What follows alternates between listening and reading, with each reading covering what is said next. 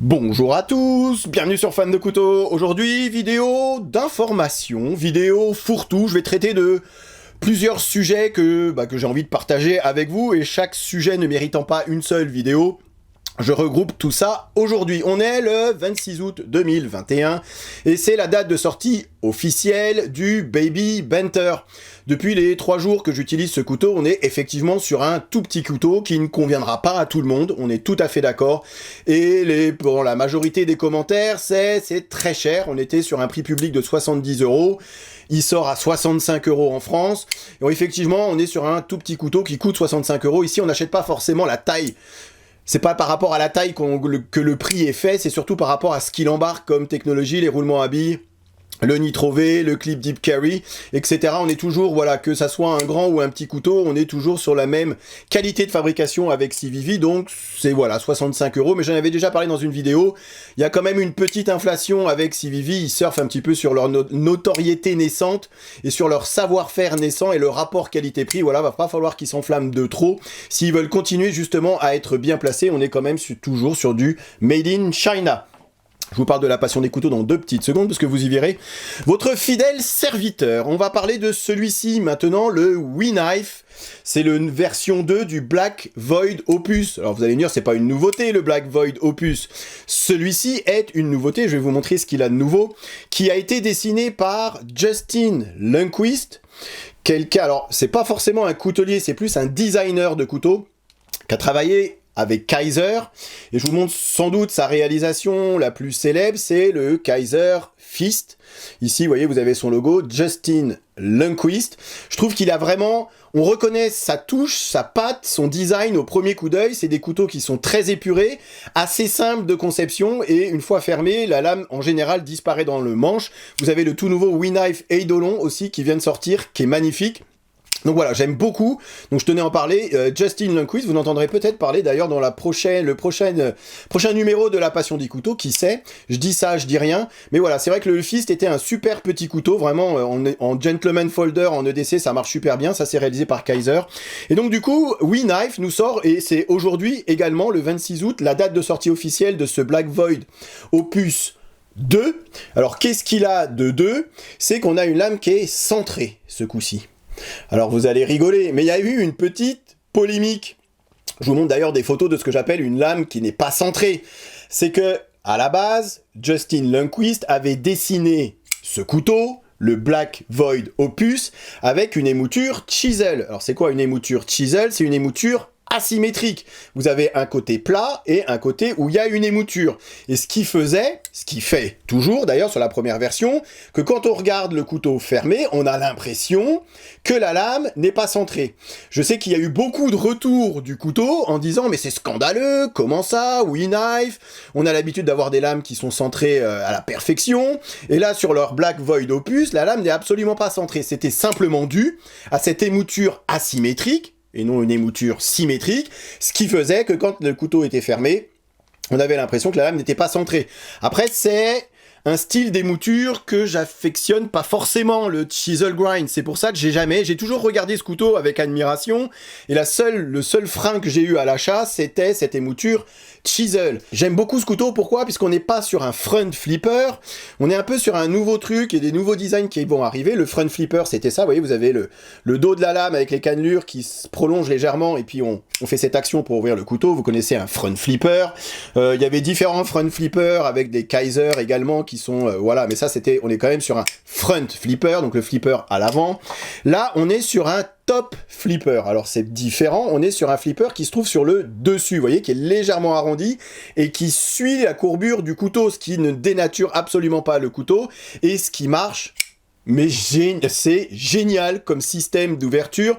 Vous n'avez pas les horribles flippers qui vont dépasser, ni le front flipper qui va dépasser, ni les thumb studs, les quillons qui vont dépasser. Et sur celui-ci, avec une détente réglée, on connaît le travail de WeKnife, le haut de gamme, ça marche mais super bien. Le couteau, une fois ouvert, bah, il n'y a pas les quillons, il n'y a pas le flipper, c'est juste, je trouve, c'est top flipper, et ça devient, je vous dis, ça devient un petit peu, on commence à en voir un petit peu plus. Après, ça demande quand même pas mal de recherche, bah voilà, au niveau du design, il faut vraiment que ça soit bien fait, pour que ça puisse marcher assez aisément. On peut l'ouvrir comme ça également, vous voyez, avec l'index. Voilà, donc, ravi de pouvoir vous le présenter. Ça, c'est tout nouveau, hein, cette version 2, avec cette émouture symétrique. Il existe une version toute noire avec carbone. Ici, c'est une version avec un insert en G10 vert, comme vous pouvez le voir. On est sur du titane. J'ai un petit reproche quand même, c'est que sur le clip, qui est tenu que par une seule vis, c'est hyper dur. On a une rétention, vous voyez, on arrive à peine à le glisser dans la poche. C'est vraiment très tendu. Après, il y a du travail qui a été fait à l'intérieur, hein. Vous voyez, tout a été contourné, même ça si c'est pas nécessaire, mais voilà, ça participe au design du couteau. On est sur un petit liner lock, roulement à billes, ça fonctionne super bien. On est sur du 20 CV, ce qui permet d'être... Voilà, on est vraiment sur un couteau haut de gamme. Le couteau coûte 240, 250 €, donc effectivement, voilà, c'est beaucoup plus cher que le Baby Banter. Après, on joue pas dans la même cour au niveau des matériaux. Voilà, donc ça, j'étais vraiment ravi de vous le présenter, celui-ci. Pour ceux qui aiment Justin Lundquist, vous voyez, on reconnaît quand même au niveau des lames. J'aime beaucoup ce designer de couteau, on va appeler un designer, hein, puisqu'il a fait aussi un des derniers comme ça, le Reverie, je crois, de mémoire. Voilà, des couteaux qui sont au design assez reconnaissable et des couteaux que je trouve magnifiques. Encore une fois, on est vraiment sur un petit couteau de poche, sur un EDC, un couteau classe, un couteau qui marche super bien, et c'est top flipper, croyez-moi, mais c'est une fois qu'on a essayé ça, on a du mal à revenir sur d'autres systèmes d'ouverture. Je parle... Deuxième sujet, la passion des couteaux. Vous connaissez certainement ce magazine qui parle de couteaux, qui a été repris il n'y a pas si longtemps que ça par Anne-Cécile Turchetti, qui souhaite moderniser, alors garder l'identité de la passion des couteaux, c'est-à-dire nous faire découvrir des couteliers, mais qui souhaitent en même temps moderniser un petit peu, dépoussiérer un petit peu l'image qu'a la passion des couteaux. On est vraiment sur, voilà, là, vraiment le cœur de la passion des couteaux, c'est la présentation et nous faire rencontrer des couteliers qu'on connaît pas. On peut pas connaître tous les couteliers, donc c'est nous faire découvrir le travail de couteliers. Après, ce qui est bien avec ça, je trouve, c'est que lorsqu'on va sur les salons, voilà, et qu'on rencontre par exemple Benoît Magin, on en sait un petit peu plus sur lui, sur son travail. Donc on a un petit peu de choses à dire. Enfin voilà, on se trouve moins bête en face du personnage, en face du coutelier. Mais voilà, donc ce qu'elle souhaite, c'est moderniser et nous présenter peut-être aussi des choses, des couteaux, des marques un peu plus industrielles. Vous voyez ici, on a un interview avec les personnes de chez Dagger Knives.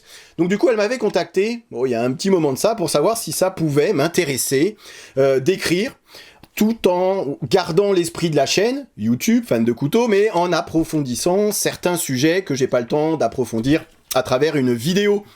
Donc du coup, bien évidemment, déjà flatté, qu'elle puisse, flatter. Et du coup, vous avez maintenant votre fidèle serviteur, fan de couteaux. Alors, bon, il n'y a pas de X, mais la prochaine fois, il y en aura un, qui écrit des articles. Donc ça paraît tous les 3 mois.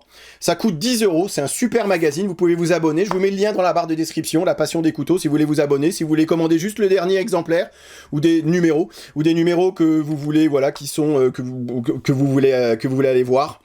En tout cas, c'est 10 €, ça paraît tous les 3 mois. Il n'y a pas que YouTube, ça permet vraiment d'approfondir certains sujets. Il y a des sujets qui sont super intéressants. Alors, je le connais pas, hein, ce monsieur, mais sur les aciers, si vous voulez vraiment. Mais là, c'est en profondeur des infos qu'on ne va pas forcément trouver sur Internet ou sur YouTube. Et lui, il approfondit vraiment les aciers faiblement alliés. Il rentre vraiment dans le détail des D2, des conceptions, des fabrications. Enfin, c'est vraiment hyper technique. Donc, c'est ça aussi que permet ce magazine. C'est vraiment de rentrer un peu plus en profondeur que ce qu'on peut trouver sur Internet. Et après, il y a la visite, vous voyez, la coutellerie champenoise. La dernière fois, ils étaient à la Tour Angèle, ils ont été chez Armbasti. Voilà, ils essayent vraiment de balayer large et de toucher un public peut-être un petit peu plus large qu'avant, et comme je vous ai dit, de dépoussiérer un petit peu l'image que pouvait avoir la passion des couteaux. Donc voilà, je feuillette avec vous. Pareil, Cold Steel, vous savez que Cold Steel a été vendu, donc voilà, la vente qui divise les amateurs. Donc après, il y a des avis, il y a des essais sur les couteaux également. Voilà, donc écoutez, c'était le moyen de lui faire un petit peu de pub également, et puis me faire un petit peu de pub également, parce que ça me prend quand même pas mal de temps. En plus de tout le reste, d'écrire, c'est pas aussi facile que de faire une vidéo, mais voilà, c'est hyper intéressant et ça me permet à moi aussi d'approfondir, vraiment de rentrer en profondeur sur certains sujets. Le dernier c'était concept, le prochain j'essaie de travailler sur ces collaborations justement, vous voyez, ces collaborations qui m'intéressent. Justin Lundquist qui est pas forcément un coutelier mais qui fait des couteaux, il y en a qui sont couteliers qui fabriquent des couteaux, Philippe Jourget avec le dernier, le FIF 20 qui va sortir, enfin voilà. pas mal de trucs en tout cas à dire. Vous me connaissez, une fois que je suis parti, difficile de m'arrêter. Je termine par Tipeee, puisque effectivement nous arrivons à la fin du mois, nous sommes le 26, comme j'ai pu le dire en début de vidéo, et ce mois-ci vous avez la possibilité, en allant voir ma page Tipeee, et en faisant un don bien évidemment, de gagner ces deux magnifiques couteaux concept. Je réponds à une question qui revient régulièrement, bien sûr évidemment il n'y a plus de tirage au sort, puisque le tirage au sort est interdit, mais chacun a les mêmes chances de gagner, que vous fassiez un type unique ou un type au mois, sachez-le, en tout cas, voilà, ça... Ceux qui ont gagné, en tout cas les mois précédents, peuvent en témoigner. Un concept Mugir, ici full titane avec orange peel qui est magnifique si on aime les lames personnes. Celui-ci, le Main Street, Little Main Street, qui est un gros couteau. Pareil, celui-ci, ces deux-là en tout cas, sont à gagner ce mois-ci et ça se passe sur ma page Tipeee. Voilà. Petite vidéo d'information, comme j'ai dit en début de vidéo. Je vous remercie de l'avoir regardé jusqu'au bout et je vous dis à très bientôt sur Fan de Couteau. Salut! Présentation, comparaison avec d'autres modèles et test de coupe en fin de vidéo, comme d'habitude. Ok, allez, voyons voir ce que ça donne. Rasoir. Encore une fois, les goûts et les couleurs. C'est simple et efficace. Je suis faible, j'achète. Il n'y en aura pas pour tout le monde.